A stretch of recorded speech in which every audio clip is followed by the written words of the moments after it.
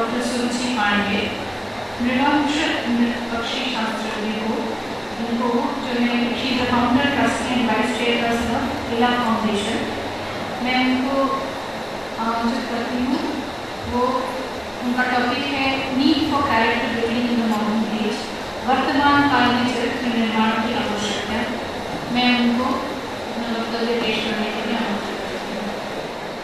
वैशाख सालामठ की आदरणीय माता जी, मंचस्थ आदरणीय माता जी और मंचस्थ विद्याजन पूना से हूँ, इसलिए मैं हमारी विशाल माता जी को होता है ना, क्योंकि हम जिस गाँव से आते हैं तो अगर भीड़ में बहुत सारे हमारे फ्रेंड्स रहते हैं लेकिन हम हमारी माँ का ऐसे ढूंढते रहते हैं, तो इसीलिए मैं उनका नाम लेना चाहती हूँ।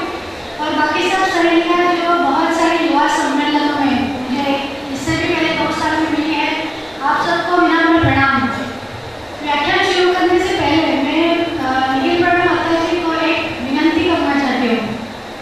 आपने जो दोपहर में खाने में श्रीखंड खिलाया ना, वो सब सेशन होने के बाद परोस देते तो अच्छा था, क्योंकि अभी मैं स्टेज पर से देख रही थी कि सबके चेहरे पर एक और निद्रा मिश्रित एक आनंद है, और ज्ञान का आनंद है, श्रीखंड का आनंद है, ये मुझे पता नहीं है। लेकिन क्या है ना बेटियों, अभी पुना का रिप्रेजेंटेशन कैसे हुआ, जैसे हिंदी में निवेदिता ने आपको थोड़ा ट्रांसलेट करके बताया, प्रयास किया, वो मेरी बेटी है। तो आप सबके लिए मेरी ये विनती है कि आप में से कई लोगों ने शायद पहले स्वामी जी के विचार सुने होंगे या कई लोग नए होंगे, तो खाने की बात, जो खाने का यज्ञ है ना, इसकी बात तो हमेशा ही करते हैं। मैं बाहर से यहाँ थोड़ा घूम रही थी खाने के बाद, तो चर्चा क्या सुनाई थी, कल का खाना अच्छा था, आज का खाना अच्छा है। खाने की चर्चा तो हमेशा होती रहती है कि बुद्धि के लिए जो खाद्य रखा है ना, वो बुद्धि के यज्ञ की बात थोड़ी अहमियत रखे हमारे जीवन में। तो ये स्वामी जी को स्मरण करके हम जो ये विचार पेश करने की कोशिश कर रहे हैं, उसका बड़ा उपयोग हुआ ऐसा हमें लगेगा। तो क्या श्रीखंड का आनंद था या बुद्धि का यज्ञ का आनंद था?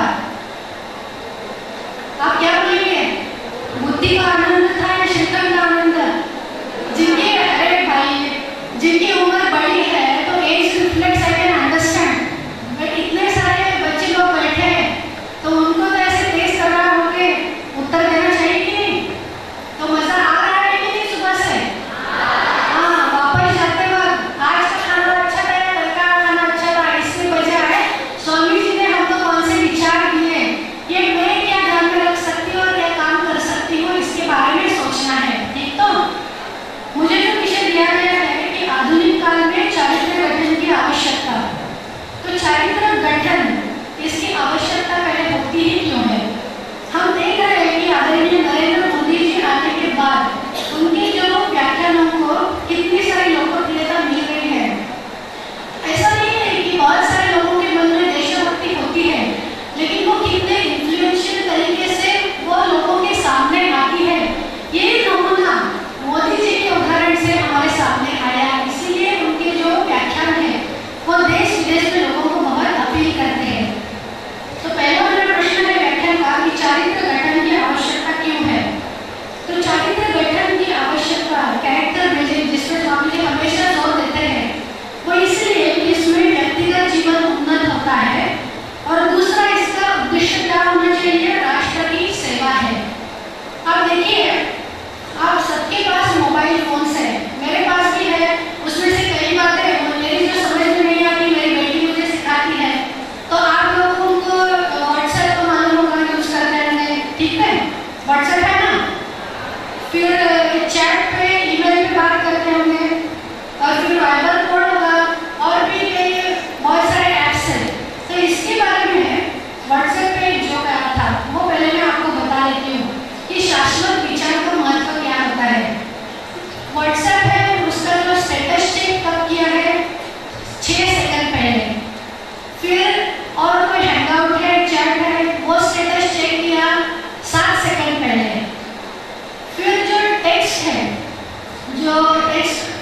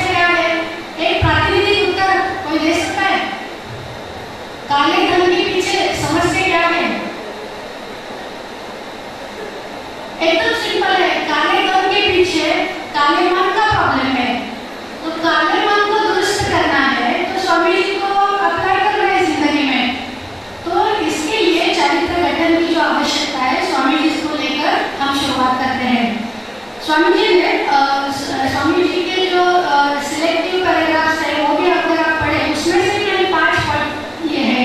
तो पहला है प्रेम। अगर आपके पास नोटबुक है तो ये नोट डाउन कर लीजिए कि चरित्र गठन के लिए 5 इंग्रेडिएंट्स बहुत मायने रखते हैं। पहला है प्रेम। स्वामी जी का कोटेशन हम पढ़ेंगे। स्वामी जी क्या कहते हैं कि love, sincerity and patience. Love never fails my son, love shall win the victory.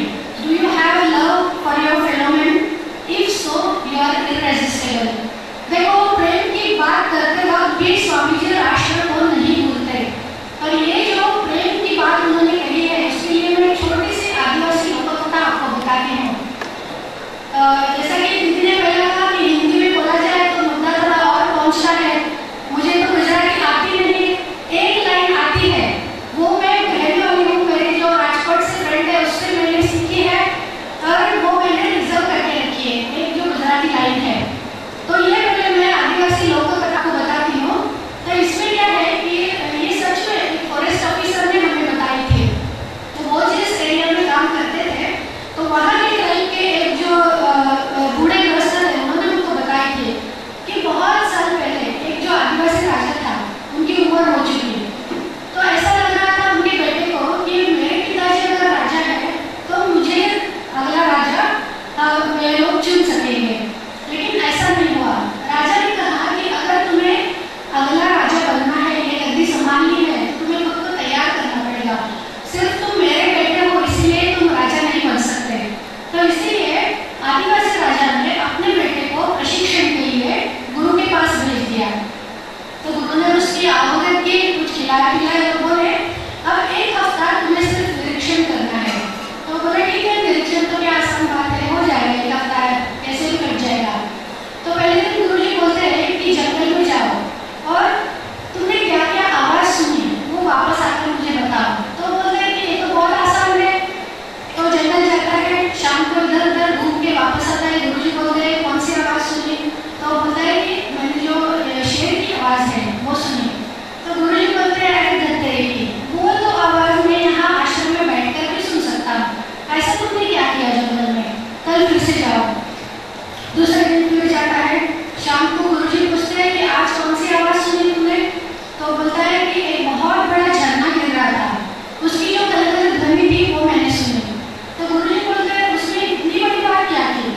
मैं आश्रम के बाहर खड़ा रहा और ठीक से काम किया तो मैं भी वो कलकल ध्वनि सुन सकता हूँ, झरने की आवाज। तुमने ऐसा क्या बड़ा किया?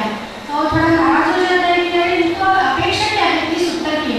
फिर तीसरे दिन भेज देते हैं, फिर पूछते हैं कौन सी आवाज सुनी? वो बोलता है कि मेरे जो पेड़ पत्ते हिलते हैं, जो पवन आती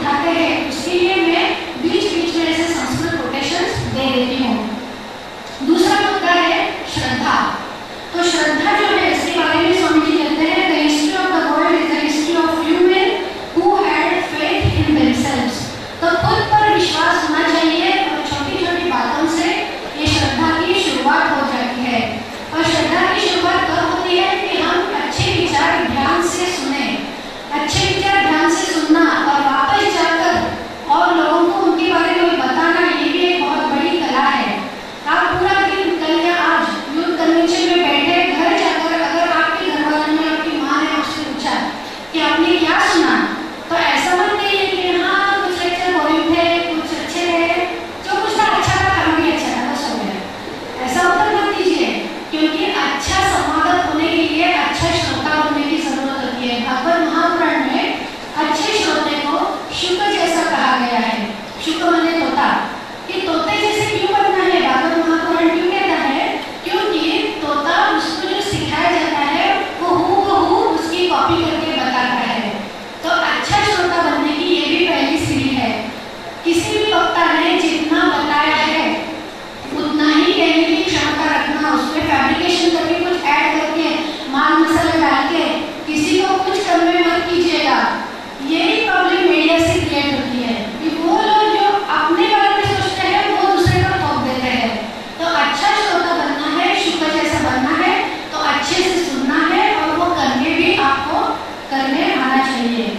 तीसरा मुद्दा है सत्य। मैं फिर एक बार रिवाइज करती हूँ कि पहला मुद्दा चारित्र्य गठन में स्वामी जी ने कहा था प्रेम, दूसरा कहा था श्रद्धा, तीसरा है सत्य। तो सत्य के बारे में स्वामी जी कहते हैं truth is the purity, truth is all knowledge, truth must be strengthening, must be enlightening, must be invigorating. तो ये जो सत्य का पालन है, इसके लिए वेदों में मुझे बहुत इंटरेस्टिंग कोटेशन मिला। वेदों में इसको ही अनुमति कहा गया है।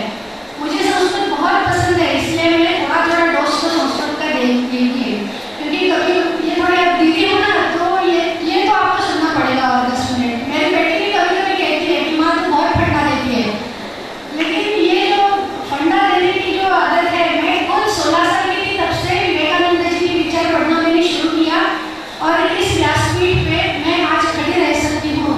तो आप भी अच्छे से अध्ययन करके आएंगे ना, तो अगले कन्वेंशन में वक्ता आप में से आएंगे। इसीलिए बातें आपको ध्यान से सुननी है। तो ये जो सत्य है, तो सत्य को वेदों में अनुमति कहा गया है। अनुमति का जनरल पुरुषांतर अनुमोदन, जैसे किसी ने कहा हमने हाँ कर दिया, ऐसा आपको मालूम होता है। लेकिन वेदों में अनुमति ये जो शब्द है, इसका अर्थ बहुत ही अलग है, उसका टेक्सचर, उसका शेड बहुत अलग है। वो कोटेशन है अनुमति ही सर्वमिदं बभूव यत् तिष्ठति चरति यदुच विश्व में जति तस्यास्ते देवी सुमतं स्याम अनुमते ही नौससे नहा। अथर्ववेद से कोटेशन है, इसका अर्थ है, मैं आपको बताती हूँ। अनुमति, अनुमति ही ये सब हुई है। जो ठहर रहा है विश्व में, जो ठहर रहा है, जो चल रहा है, उस विश्व को ये अनुमति ही दिला देती है। सत्य वृत्त शाश्वत जो नियम है उसको अनुमति कहा गया है।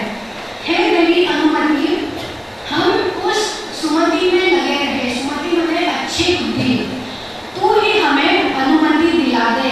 तो अनुमति नाम की एक देवी का रूपक वेदों ने बनाया है, क्योंकि मति का मतलब क्या है? बुद्धि।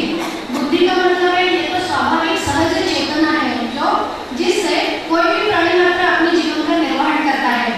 लेकिन मति का विकास होने में 4 उसमें सीढ़ियां होती है।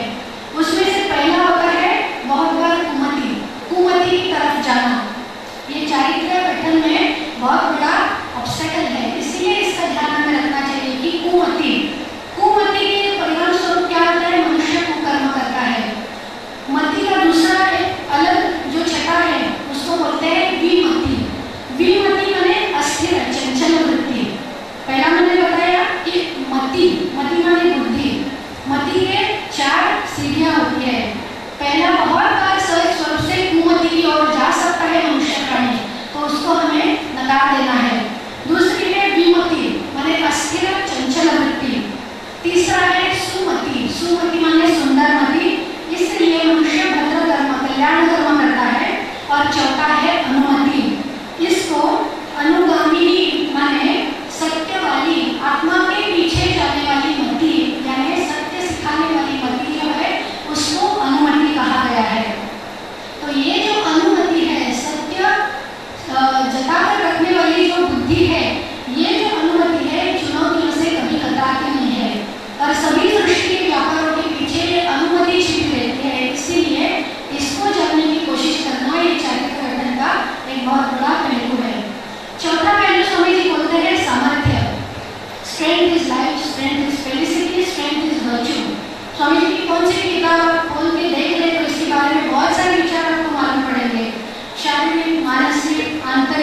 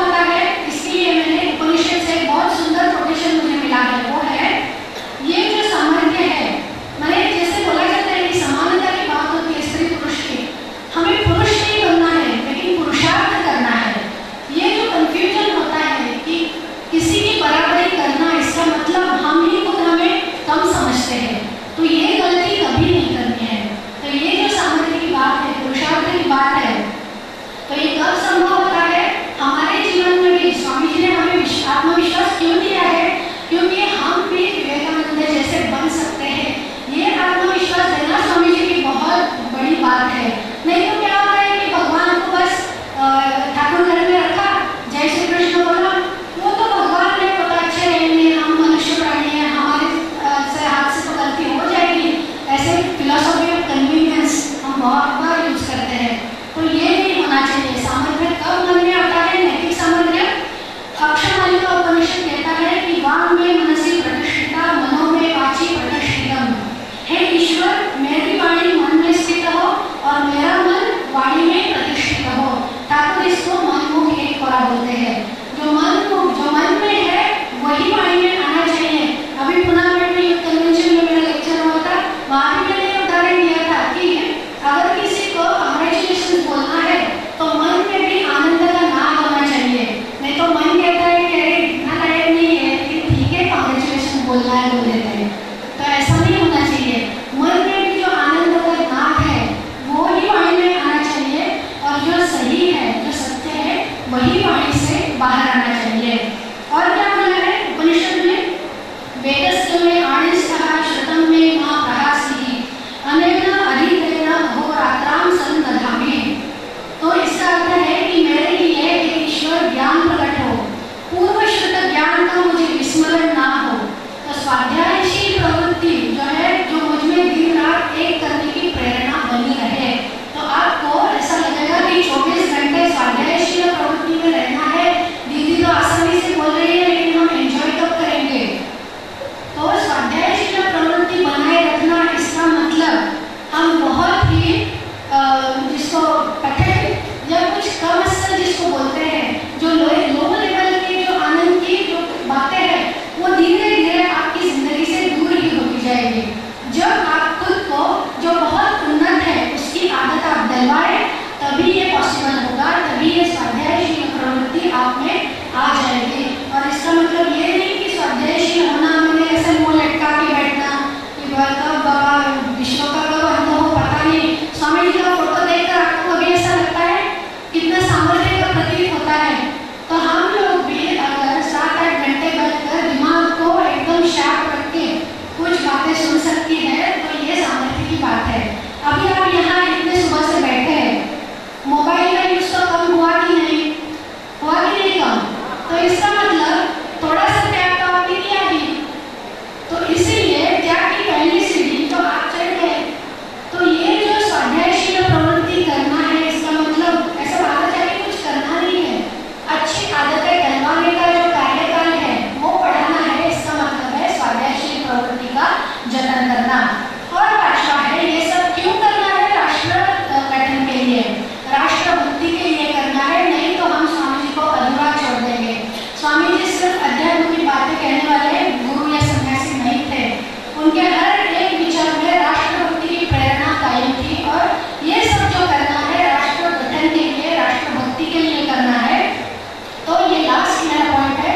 स्वामी जी का कोटेशन शब्द हम पढ़ते हैं कि whether you believe in spirituality or not, for the sake of national life, you have to get hold on spirituality and keep to it.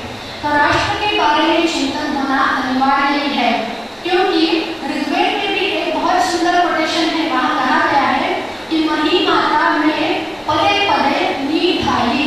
इसका मतलब है भूमि माता में कदम कदम पर स्थापित है। अगर ये एहसास हम 24 घंटे मन में रखें, तो सिर्फ हमारे आदरणीय पंतप्रधान जी को पंतप्रधान बनने के बाद क्लीन इंडिया ये कैंपेन नहीं बदलनी पड़ेगी। अगर मही माता मेरे पद पर स्थित है, तो यहाँ वहाँ कचरा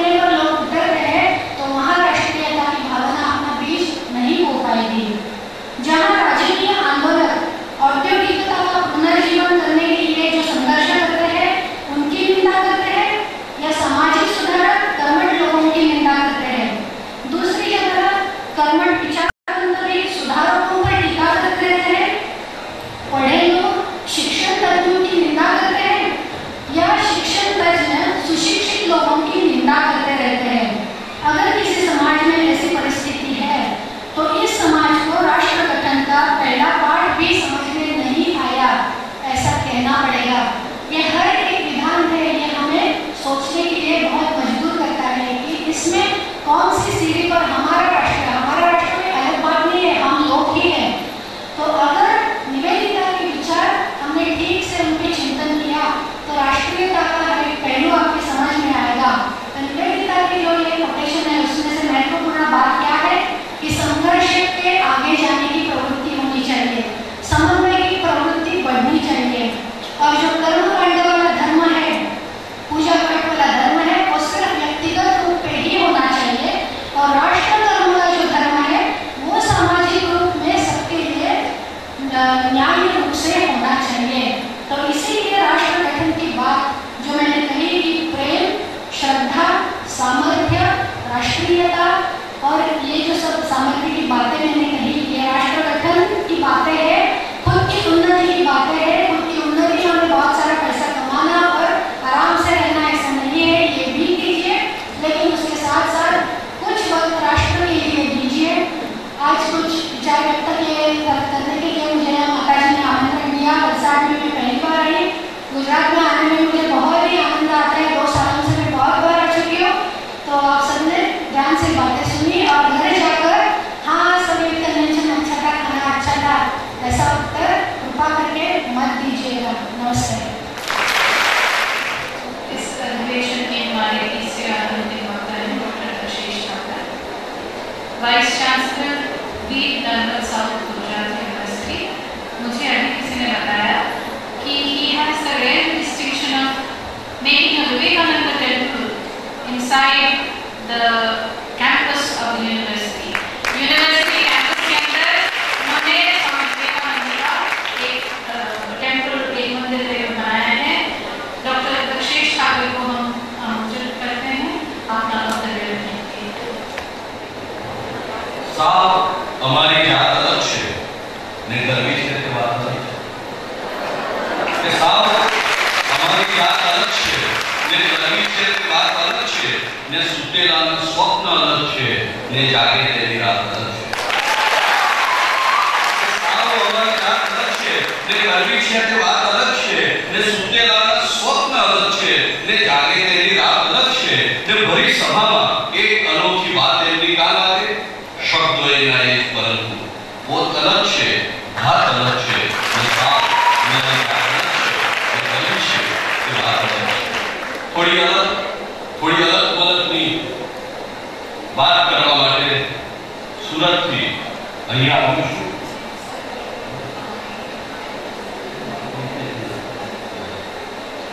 હું સુરત થી એ વાત કરવા માટે તમારી સન્મુખ થયો છું। सभा मंडल में उपस्थित सौ पवित्र आत्माओं ने आत्मा विराजमान चेतना वंदन करूं छूं अने वालना दरिया जेवी दीकरीओ ने जोईने मने जे राजीपो थयो छे राजीपो पण हूँ प्रगट करूं छूं। मारा मन में एक विचार आवतो कि आ प्रकारनी संगोष्ठी नो मूल उद्देश्य कयो होई छे। मैं आते आते सूरत से जब वलसाड़ आ रहा था तो मेरे मन में, मेरे दिल और दिमाग में ये सोच आ रही थी कि मैं इस समारोह में, इस संगोष्ठी में जा रहा हूं, उसका उद्देश्य, उसका लक्ष्य क्या है। तो फिर मेरी सोच में आया कि हाँ ऐसे लोग उपस्थित है जिन्होंने पूरी सारी जिंदगी स्वामी जी के विचारों में लगा दी। और ये कोई छोटी बात नहीं। आप तो केवल 2 दिन लेकर यहां संगोष्ठी में आए हो, पर ऐसे लोग इस हिंदुस्तान की पवित्र भूमि में पैदा हुए हैं जिन्होंने पूरी जिंदगी स्वामी जी के विचारों में, स्वामी जी के चरणों में अर्पित की हुई है।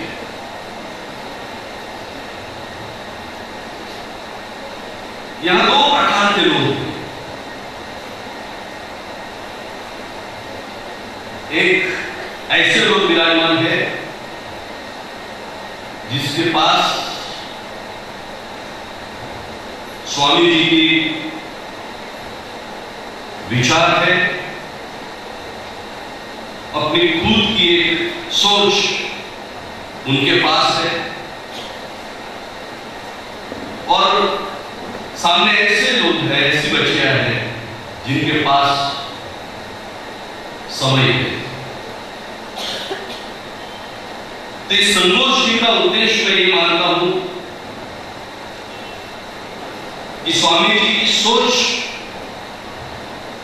और आपके समय, वो सोच और समय के बीच का समन्वय हो, इस कारण से संगोष्ठी का आयोजन किया गया। मैंने कहा कि आज ऐसे विचारक हैं जिन्होंने स्वामी जी के पूरे जीवन के बारे में बहुत गहराई से अभ्यास किया। मुझे गुजराती कवि की दो पंक्तियां चंद्रकांत श्रेष्ठ का अगर आपने नाम सुना हो तो उन्होंने गुजराती में दो लाइनें लिखी कि मारी पासे दरियो आखो ने तारी पासे घड़ो, चालो आपणे उत्सव करिए कई मळ्यानो पड़ो। आ कईक આપણને પ્રાપ્ત થાય એ ઉત્સવમાં सम्मिलित થવા માટે આપણે આવ્યા છે। मैं यहाँ सब बेटियों को, बच्चियों को देख रहा हूँ। हमारे लोक साहित्य के बहुत प्रखर विद्वान ने कहा है कि अगर सूरज के घर में बेटी होती तो उनको पता चलता कि अंधारा क्या चीज होती।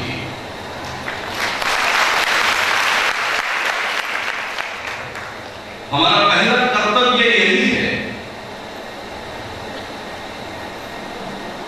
कि बेटियों के मन में एक उत्कृष्ट सोच के बीज बोए जाए, क्योंकि उम्र ऐसी है, 17, 18, 20, 22 साल की उम्र जो है, उस उम्र में उनको जो प्राप्त होता है वो सारे जीवन भर उनके साथ रहता है। तो इसीलिए स्वामी जी के विचार का विनिमय करने के लिए हम लोग इस सभा मंडल में एकत्रित हुए। हमारे गुजराती भाषा में, गुजराती शब्दकोश में 2 शब्द है। हम लोग यहां कहते हैं श्रवण, हिंदी में भी बोलते हैं, और दूसरा शब्द उसी व्यंजन, उसी बात का है ग्रहण। हम श्रवण बहुत करते हैं, दिन भर, महीनों तक, साल भर, कई लोग पूरे जीवन भर श्रवण करते रहते हैं, पर ग्रहण बहुत कम करते हैं।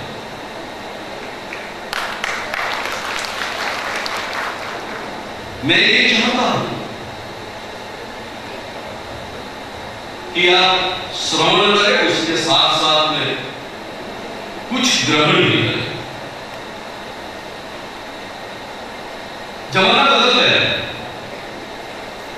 इसीलिए नई पीढ़ी को स्वामी जी के विचारों के साथ में जोड़ने का ये प्रयत्न है। एक जमाना था जब मैंने सुना था, मेरा भी उस वक्त था कि मेरा रंग ने बसंती चोला, उस गीत के पीछे हम लोग पागल थे। पर जमाना बदल गया है, मेरा रंग ने बसंती चोला गुमनाम हो गया है, और उसके स्थान पे चोली के आगे क्या है, चोली के पीछे क्या है,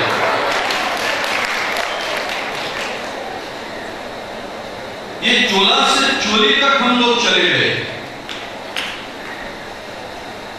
और वापिस चोला तक आने का एक नम्र प्रयत्न है।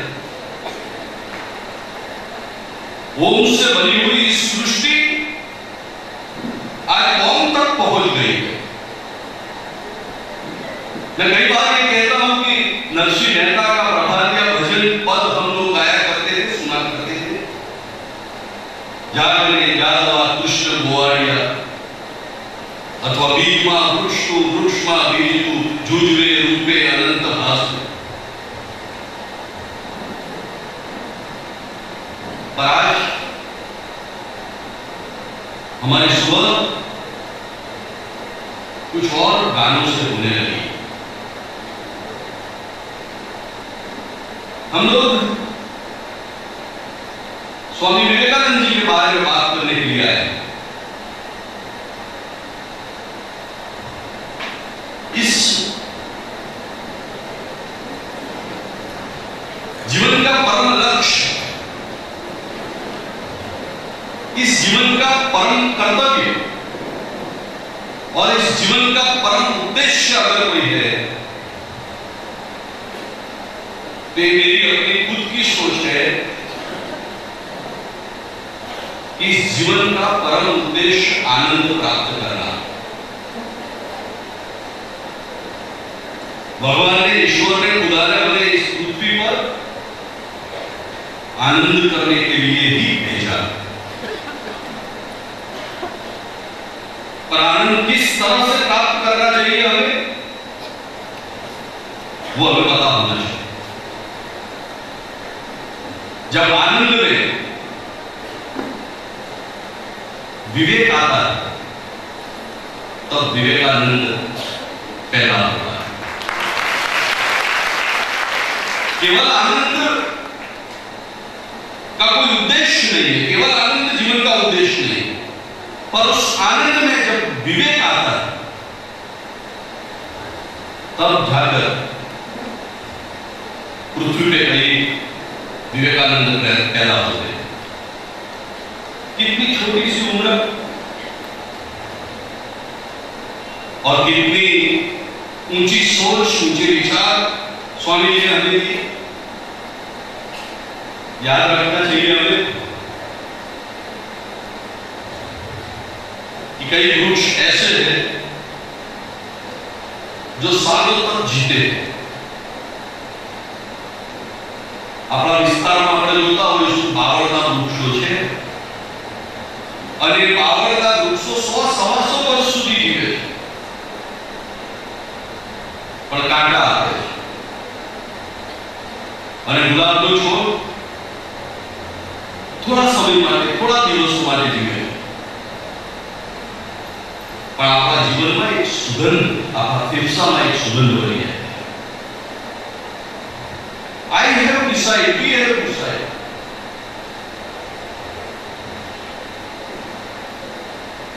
कि हमें जो जीवन प्राप्त हुआ है, इस जीवन को हमें किस तरह से जीना। हम सबका एक परम सद्भाग्य रहा हिंदुस्तान की पवित्र मिट्टी में मेरा और तुम्हारा जन्म हुआ। ये संत और महात्मा और महापुरुषों की भूमि है, हिंदुस्तान की भूमि ज्ञान की और विचारों की उपासना वाली भूमि है। और वो परंपरा हम आगे ले जाए, वो परंपरा हमारे जीवन में, हमारे परिवार में, हमारे राष्ट्र में हम फैलाए।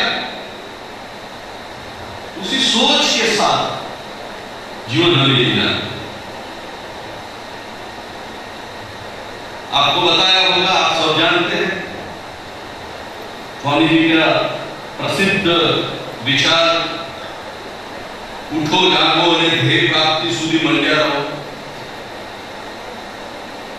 પણ 21મી સદીમાં આપણે વિવેકાનંદના વિચારોને થોડા બદલી નાખ્યા। હું ઘણીવાર કહું છું, આ નવી પેઢી જે આવી છે એ ઉઠો જાગો અને ધ્યેય પ્રાપ્તિ સુધી મંડ્યા રહોની જગ્યાએ નવું સૂત્ર બોલે, ઉઠો જાગો અને ફરી પાછા ઊંઘી જાઓ।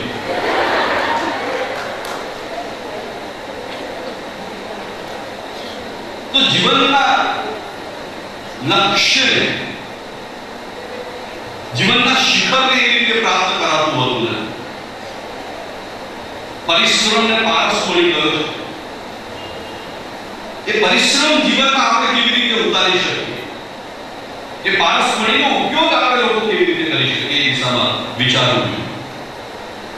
સ્વામીજી એવી વ્યક્તિ હતી કે જેણે પોતાના જીવનમાં સમજણનો દીવો કરતા, ધર્મનો દીવો કરતા અને સંસ્કારનો દીવો કરતા.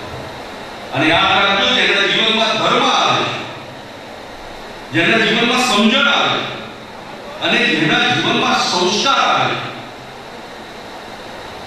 ઇતિહાસના પાનાઓ ઉપર એનું નામ સુવર્ણ અક્ષરે લખાતું હોય છે. આ એક એવી વ્યક્તિ વિશેષતા, જે કોઈ પુરુષનો તો મહાપુરુષ એમ કહીએ છીએ, અને એટલા માટે કહીએ છીએ કે એમના વિચારો ક્યારેય કોઈને પ્રભાવિત કરવા માટે નહોતા. આપણે બદલે ને બદલે બીજા માણસને પ્રભાવિત કરવાનો વિચાર કરીએ છીએ. સ્વામીજી એક એવી વ્યક્તિ હતી જેણે પોતાના વિચારોને પ્રભાવિત કરવા માટે નહીં, પણ પોતાના જીવનને અને બીજાઓના જીવનને પ્રકાશિત કરવા માટે પોતાનું જીવન જગતને સમર્પિત કરી દીધું. આ આપણી અને એમની વચ્ચેનો બહુ મોટો તફાવત છે. हम लोग अपने व्यक्तित्व के ऊपर ध्यान केंद्रित करते हैं. स्वामी जी ने कभी अपने व्यक्तित्व के ऊपर ध्यान केंद्रित नहीं किया. स्वामी जी ने ध्यान केंद्रित किया था अपने अस्तित्व के ऊपर. और याद रखना, व्यक्तित्व बाहर होता है. मैं कैसे दिखाई देता हूं, मैं कैसे कपड़े पहनता हूं, मेरा लुक कैसा है, ये सब व्यक्तित्व के पास है. और व्यक्तित्व हमेशा बाहर होता है, अस्तित्व अपने भीतर होता है. तो स्वामी जी ने अस्तित्व के ऊपर ध्यान केंद्रित किया. और याद रखना कि जो बाहर होता है वो हमेशा क्षणभंगुर होता है. जो हम देख सकते हैं अपनी आंखों से, वो कभी ना कभी नष्ट होता है. चाहे सूरज भी हो, एक ना एक दिन वो भी नष्ट होने वाला है. जिसे हम देख सकते हैं वो नष्ट होता है, और जो अपने भीतर है, अपने अंदर, जिसे हम अस्तित्व का अंश कहते हैं, वो कभी जीवन में नष्ट नहीं होता है. और इसीलिए हमें अपने व्यक्तित्व की ओर ध्यान कम करके हमारा अस्तित्व कैसा बने, उसके ऊपर सोच करने की आज के समय में ज्यादा जरूरत. स्वामी जी ने अपने विचारों में भौतिकवाद के ऊपर कभी जोर नहीं दिया. वो चाहते थे कि आदमी, इंसान, व्यक्ति भौतिक नहीं पर नैतिक बने, और उसके ऊपर अपने विचार उन्होंने फैलाए. वो कहते थे कि हमारे अंदर जो ऊर्जा है, उस ऊर्जा के केवल 20%, 20% वही हम इस्तेमाल करते हैं, और हमारी ऊर्जा के, हमारे अंदर जो चेतना है, वो चेतना के 80% का उपयोग हम नहीं करते. आप सोचे कि अगर केवल 20% ऊर्जा और चेतना का उपयोग हम करते हैं, और इतना हमें जो प्राप्त होता है, तो इससे ज्यादा चेतना का उपयोग अगर हम कर सके तो हमें जीवन में कितना ज्यादा प्राप्त होगा. ये देश वैलेंटाइन का नहीं है, ये देश विवेकानंद का. कई बार मुझे बड़ा दुख होता है कि हमें वैलेंटाइन की डेट याद होती है। आप सबको याद होगी कि वैलेंटाइन डे कौन से दिन पे आता है, पर स्वामी विवेकानंद जयंती या स्वामी विवेकानंद का जन्म कौन सी तारीख पे हुआ था, तो दूसरों को पूछना पड़ेगा। मैं फिर से बहुत जोरों से एक बात कहना चाहता हूं आप लोग, याद रखें, हिंदुस्तान विवेकानंद का राष्ट्र है, वैलेंटाइन का नहीं।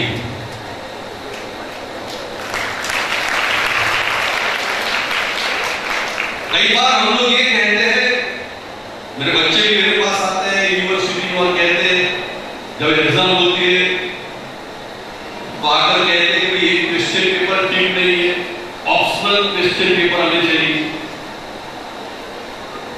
तब मैं उनको समझाता हूं कि जीवन में अगर आप विकल्प को पसंद करेंगे तो कुछ आपको प्राप्त नहीं होगा, कुछ हासिल नहीं होगा। अगर जीवन को एक ऊंचाई पे हमें रखना है, अगर जीवन में हमें कुछ प्राप्त करना है, तो वो केवल संकल्पों से ही प्राप्त कर सकते हैं।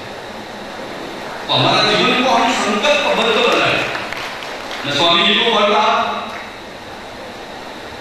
अपने आत्मविश्वास के बारे में बहुत अच्छी सी बातें उन्होंने बताई है। मैं थोड़ा कोट करके थोड़ी किताबें लेके थोड़ी बातें करने के लिए आया हूं, मेरा मन नहीं है उनसे से बात करो। अपने आत्मविश्वास को बढ़ाए, जो एक के अंदर है वो वही आपके अंदर है। जो विवेकानंद जी के अंदर चेतना थी वही चेतना मेरे अंदर और वही चेतना आप सबके अंदर पड़ी हुई। फर्क इतना है कि उनके अंदर पड़ी हुई चेतना उन्होंने जागरूक कर दी और केंद्रित करी। अपने अंदर पड़ी हुई चेतना हम जागरूक नहीं कर सकते हैं और केंद्रित नहीं कर सकते। हमारी चेतना विकेंद्रित हो जाती है। शाम को सांस भी कभी बहुत ही सीरियस देखने लग जाते हैं, सुबह में उठ के कुछ और करते हैं, जिंदगी में जिसके फेस नहीं देखते हैं उसके साथ फेसबुक पे चैटिंग करते रहते हैं। तो ऐसे अलग अलग केंद्रों में हमारी चेतना विकेंद्रित हो जाती है। स्वामी जी ने सबसे ज्यादा जोर लगाया था इस बात पे कि हम सब अपने अंदर की चेतना को केंद्रित करें। उन्होंने बताया एक इंजन का दृष्टांत देके, इंजन जो होता है रेलवे का, उस रेलवे के इंजन के अंदर जो ऊर्जा होती है वो केंद्रित होती है, एक साथ होती है और उसमें इतनी ताकत है कि पूरी ट्रेन को अपने गंतव्य स्थान पे ले जा सकते हैं। अगर वही ऊर्जा विकेंद्रित हो जाए तो इंजन कभी चलता नहीं। ये दृष्टांत देके अपनी ऊर्जा को केंद्रित करने के बारे में स्वामी जी ने बात रखी। आपके अंदर अपार शक्ति है और उस शक्ति को आप पहचानें, वो बहुत मायना रखने वाली बात है। स्वामी जी के बारे में बहुत जाना माना प्रसंग है। वो अमेरिका गए थे, तालाब पे कई बच्चे बैठे थे और वो अपने हाथ में पिस्तौल लेके तालाब के अंदर जो अंडे थे उसको फोड़ने की कोशिश कर रहे थे। तालाब के पास से स्वामी जी पसार हो रहे थे। उन्होंने ये देखा वो अमेरिकन बच्चे बार बार पिस्तौल फोड़ते थे, फिर भी निशाने पर रखते नहीं थी गोली। स्वामी जी ने अपनी जिंदगी में कभी पिस्तौल हाथ में नहीं पकड़ी, पर उस वक्त उसने वो बच्चे को हाथ में से पिस्तौल लेके एक निशाना लगाया और निशाना सही जगह पे लगा। तो उसको आश्चर्य हुआ। उन लोगों ने पूछा कि आपने पिस्तौल पहले चलाई है? तो स्वामी जी हंस पड़े, मैंने जिंदगी में पहली दफा पिस्तौल जिसको उनको हार न जाए।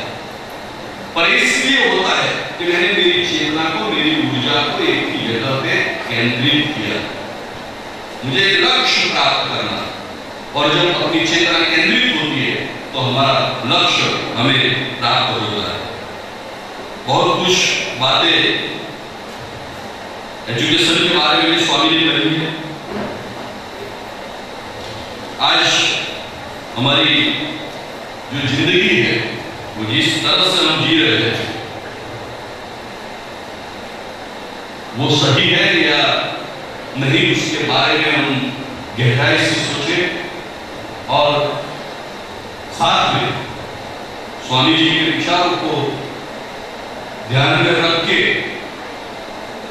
एक बार फिर से अपनी जिंदगी के बारे में हम सोचें तो हमें पता चलेगा कि स्वामी जी ने जीवन के बारे में जो कुछ भी कहा, धर्म के बारे में जो कुछ भी कहा, राष्ट्र प्रेम के बारे में जो कुछ भी कहा, वो ज्यादा अच्छे विचार थे। और उस विचारों के साथ में हम आज और आने वाला कल हम कैसे गौरवान्वित कर सके उसके बारे में सोचने की शुरुआत हम आज से करें। ऐसी प्रार्थना के साथ मुझे यहाँ पर बुलाया और छोटे से विचार रखने का मौका दिया, इसके लिए मैं आप सबका आभारी हूँ। आप सबका अलग से कोई चाय पान का मेरा विश्राम नहीं किया जा रहा है। इसी के साथ हमारा जो है आफ्टरनून सेशन मध्याह्नकालीन जो हमारी सभा वो समाप्त होती है। सायंकालीन सभा हम शुरू करेंगे। हमारे वक्ताओं का नाम है डॉक्टर नियति भट्टाचार्य, डॉक्टर लता देसाई और श्रीमती भक्ति शर्मा। उनको हम अनुरोध करते हैं कि वे स्टेज पर आ जाएं। पहले फेलिसिटेशन स्पीकर्स, जो स्पीकर्स हैं इस अधिवेशन के, उनका फेलिसिटेशन किया जाएगा। मिस भक्ति शर्मा, ये हैं तैराक, स्विमर, नेशनल चैंपियन,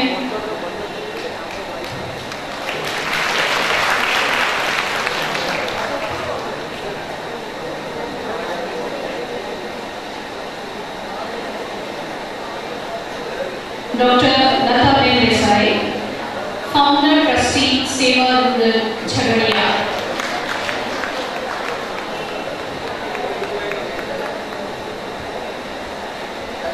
डॉक्टर नियति Bhattacharya,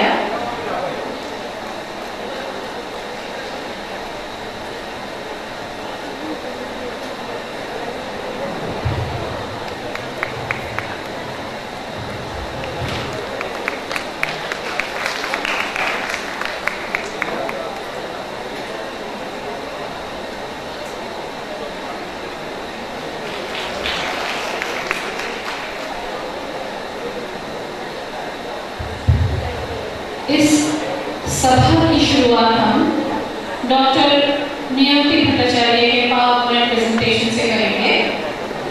Each soul is potentially divine. प्रत्येक आत्मा स्वभावतः दिव्य है। Doctor Bhattacharya.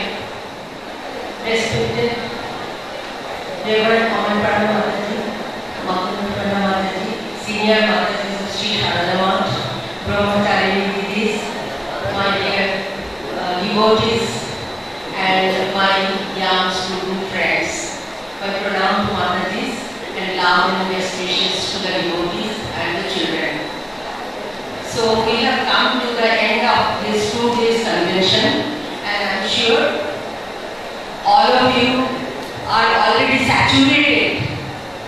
Whatever has been told, you have listened to, but still I have given a topic which is already shown in the presentation you can see, and I would like to thank and I am grateful to Prabhupada, Nikhil Prana Mataji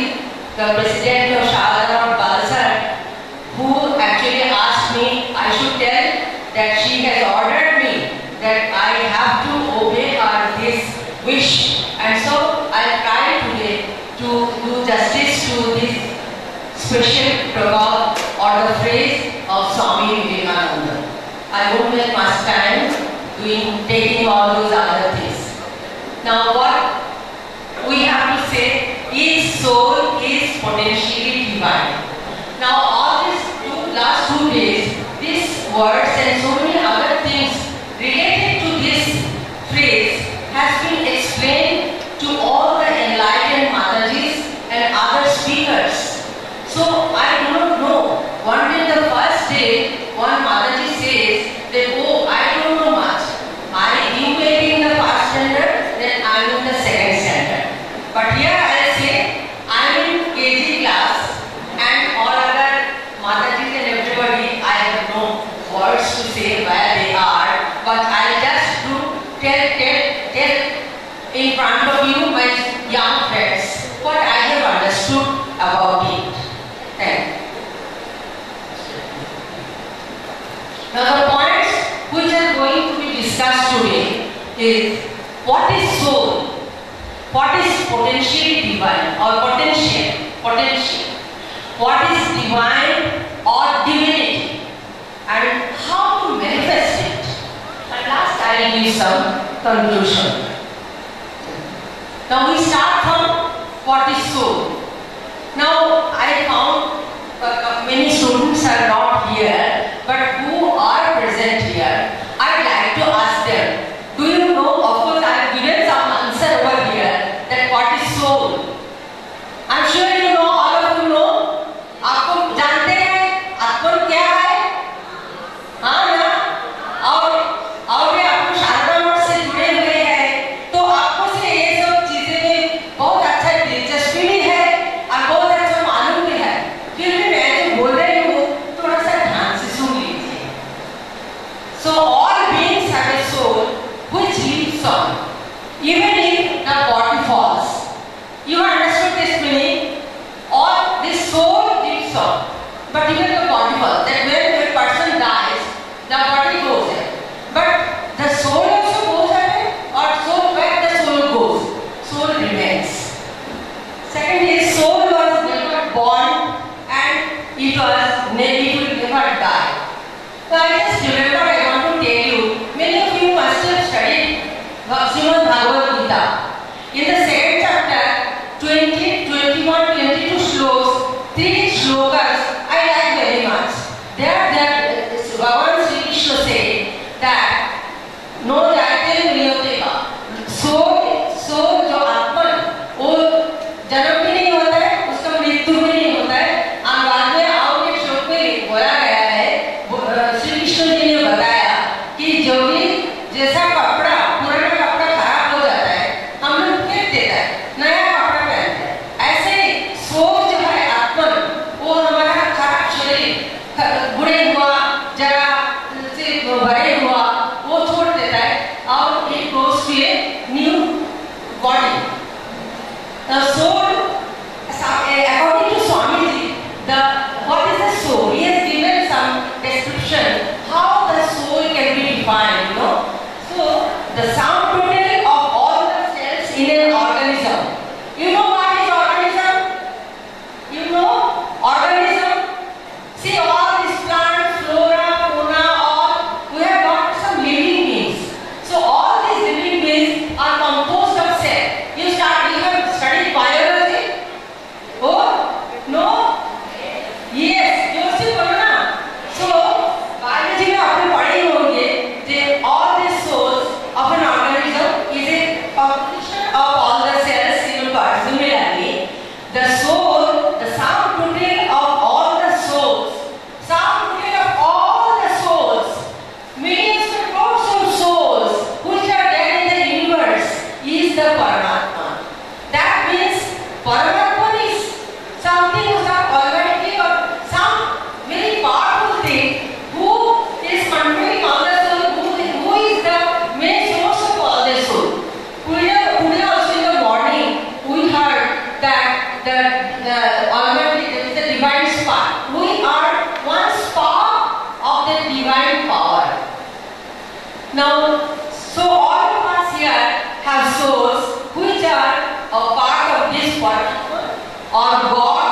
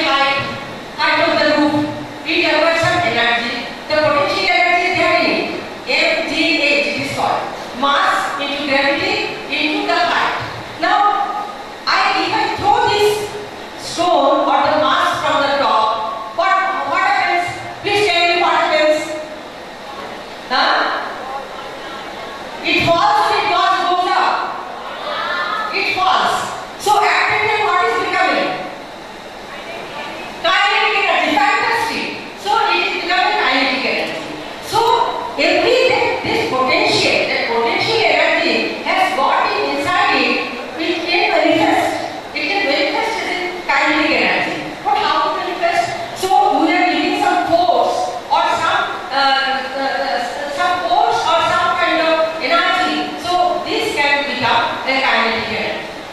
So it is the inherent capability of doing anything. So potential is the inherent potential of this capability of doing anything. I want to give you one example. Now, as I told you that one boy is having or girl is having this capability. Now, you have heard about Valmiki Muni. So he has the potential to become Valmiki Muni and write this Ramayana. But before that, what he was a dacoit, isn't he? What is divine or divinity? Now we have heard last 2 days lot of things about it. I am just repeating it. Divine is belonging to or having the nature of God, holy or sacred. And divinity is the state of being divine. Now I am sure you all have learned when you go somewhere, very nice place, you go to a mountain, you see blue skies, and it feels so good, and you say, oh, divine. That means what? Something which you are getting some sort of ananda, some sort of happiness, but there is no other things. So it is divine. So divine is something is very holy, very sacred, and very nice, you know. Now divinity, and so who is having or possessing this divinity is divine. So how the divinity will come? Before that, going to the other slide, I want to say something about. Like as I say divinity and Valmiki, I want to give one example. Like Swamiji. Swamiji, while he was small, he was born with all good qualities, and he was very selfless, and he was very, you can say, spiritual, used to do meditation and all. So he was born with the divinity. And he was really divine, I know, and you don't need to say anything, but I am just giving you an example. Man is to become divine by realizing the divine. All wisdom and all purity are in the soul already, deeply expressed or better expressed. What does it mean? Please read this very carefully. Man is to become divine by realizing the divine. Can all everybody can realize the divine? Yes, all can. We have heard last 2 days. But everybody, all of us can't do it. We have to work for it.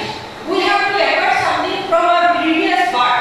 I think maybe someone of you are not believing about the previous part. But I personally feel, I told you, I am telling my personal views also. I believe in previous part. So somebody was born with that sanskar, they had this divine quality, so they can actually accelerate or they can increase or arouse this divinity from themselves, by doing good work and other things. I am coming to this. And all wisdom and all purity are in the soul already, dimly expressed or better expressed. What is meant by dimly expressed? Dimly expressed means where the divinity was not much shown. Like an example, one small boy or a girl, they are very mischievous. From the small childhood, you go and play, doing Buddha, you do all shararat, doing getting up the trees, plants, picking the flowers, teaching people. There are so many examples. So what was the divinity is there, but it is very dimly expressed. But better expressed means, I just told you, who is born with good qualities, and from the childhood the person has got all these divine qualities like love for others. We have learned all these things all these days. So human soul is repository of infinite wisdom.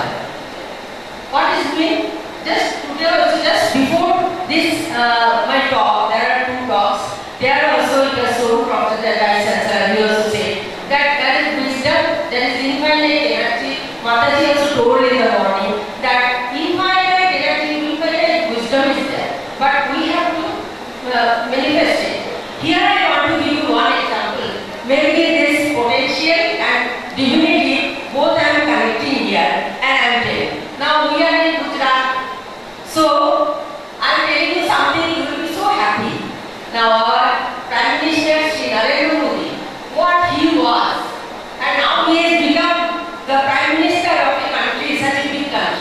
Isn't it something related to potentially divine nature?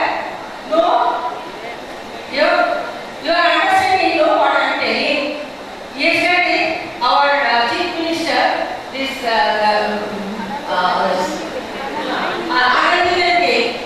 so she became the Chief Minister of Gujarat. She is doing a lot of good work, unselfish work.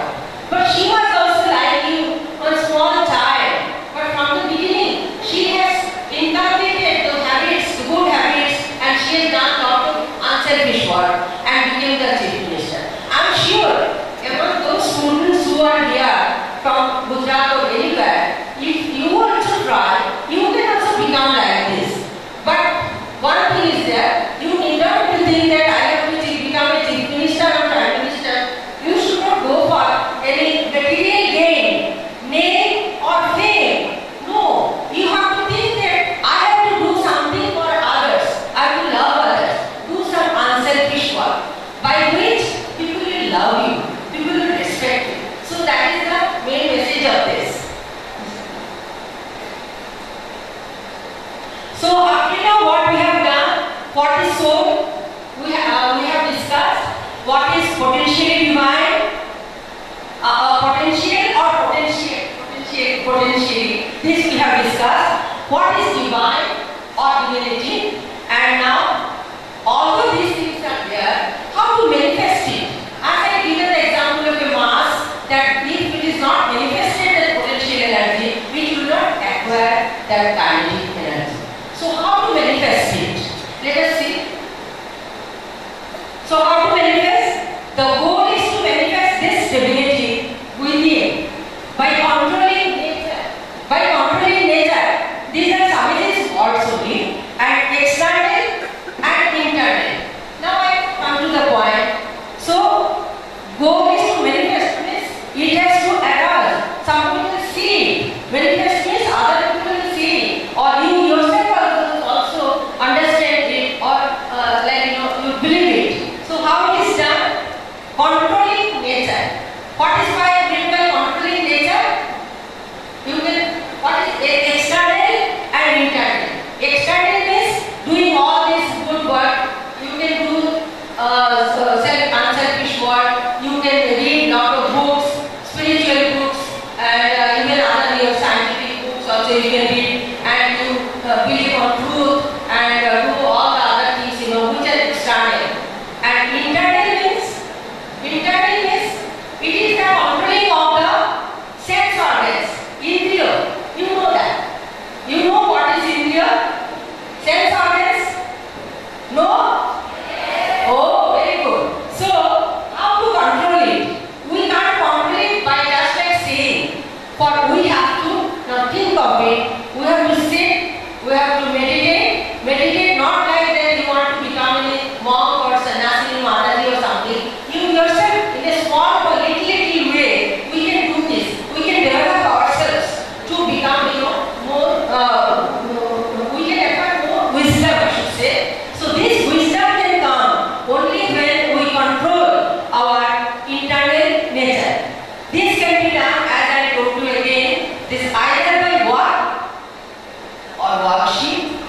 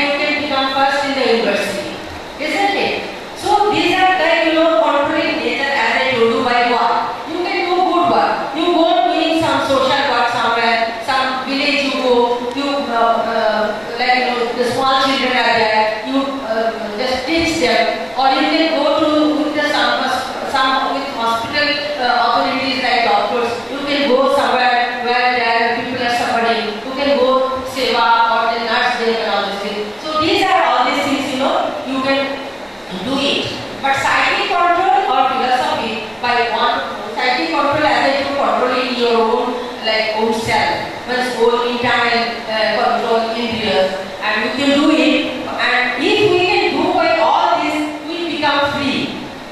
What is meant by free? I'm just trying to say something. Maybe afterwards I can request some Matajis to explain again what is free. Free may be that we will be free from all this, name, fame, and all this external propagation. So we can be free from all that. We can have a pure mind. Like I can tell you, this is the whole of religion. That is what this is. I want to say something about Thakur used to say that we do not see our, when we are not pure, mentally, so we can't think any good things, so we cannot see ourselves. He says that you can see your Atman if you are very pure. But how to do it? So he says, give an example. He says, this lantern, there's a wick is burning and there is a glass. Lantern, this station also, this in the railway station line also, those guards they show. So this lantern, when it is glowing, some soot comes on those glass, and we can't see the light inside that. But once you clean this, those dust or the smoke or those rust, so it becomes again the clean, and we can see inside. So similarly, if we clean our mind, and slowly we can also see our own self. When what we are, that we are a part of the Almighty. Before I say, so Almighty will not come just like that. We have to realize it through by our own efforts and penance of God. So how to manifest? Everything that is strong, good, and powerful in human nature is the outcome of that divinity. If the divinity is there, then all this strong, that everything which is strong, good, powerful in human, it is there with us. Mataji told in the morning that we are having all those things inside. So we have to manifest it. We have to, unless we try, we can't manifest it.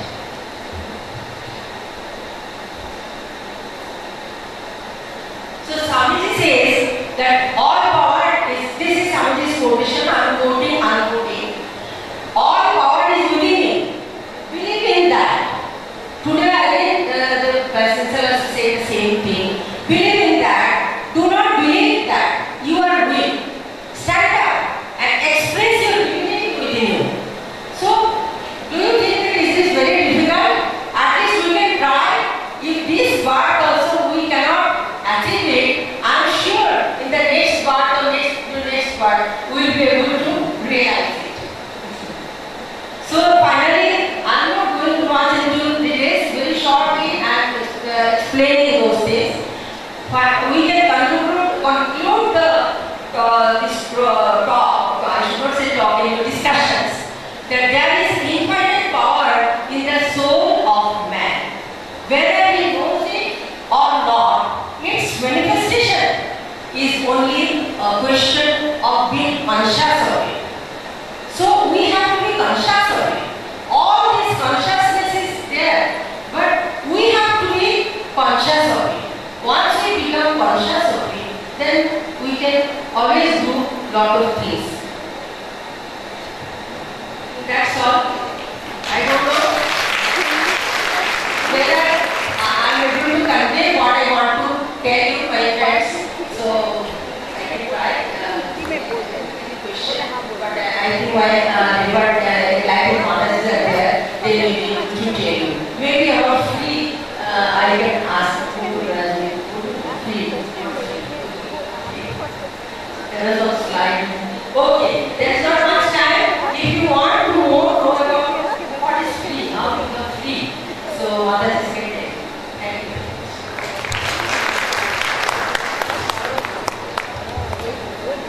Our next speaker is Dr. Nagaben Desai, Founder Trustee सेवा मंडल चकरिया. हमारी दूसरी वक्ता है doctor नगाben Desai, Founder Trustee सेवा मंडल चकरिया. उनका topic है स्वामी विवेकानंद द्वारा प्रतिपादित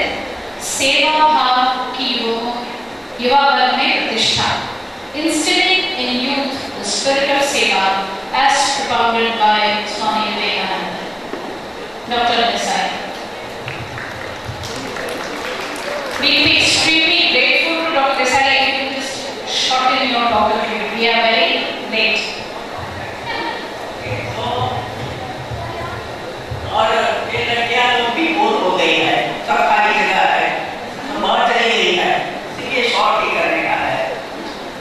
और परम पूज्य माता जी, मलपना माता जी, और आप हमारे देश के कई शाखा मंच से आए हैं, माता जी, ब्रह्मचारी, सिस्टर, ब्रदर और डियर डॉटर्स, मुझे तो आपने भी ज्यादा इंटरेस्ट लड़कियों में कहीं, इसीलिए माता जी ने जब इन्विटेशन मुझे बुलाए कि आना, तो मैंने पहले तो कई बार आप बोल चुकी हूँ कई प्रोग्राम में, लेकिन आप लोग के लिए थे, सभी लड़कियों के लिए, इसलिए मैं मना नहीं कर सकी, लेकिन सब बोर हो गए हैं, इसलिए मैं ज्यादा नहीं कहूँगी।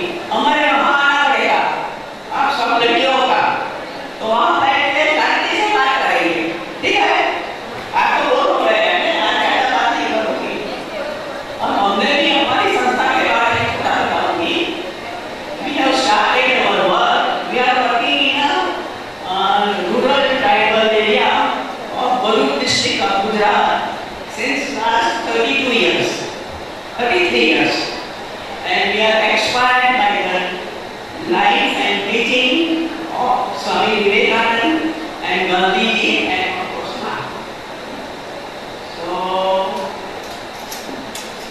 our basic principle, our to work for the last man, poorest of the poor, जो गांव में रहते हैं उसके साथ काम करना है, जो वंचित है उसके लिए काम करने का है। और दूसरा ऐसा है कि वैल्यू बेस्ड काम करना, वैल्यू में कोई छेड़छाड़ नहीं। बहुत मुश्किलें आई है, समस्या आई है, अभी परीक्षा हुई है, हो सकती है इस जमाने में वैल्यू बेस्ड काम करने के लिए, लेकिन वो परीक्षा में अपनी परीक्षा में पास होकर प्योर होके बाहर आए और स्ट्रॉन्ग होके हम सब बाहर आए हैं। इसीलिए नहीं सुनाई देता, अब ठीक है, अब ठीक है, ओके, थैंक यू। तो ये मुश्किल है, समस्या कोई क्लीन होके आए, स्ट्रॉन्ग होके आए, तो मुश्किल से डरना नहीं है। और हम जब शुरू किया था तो हम 12 लोग थे और हमारे पास 2 कमरा था, और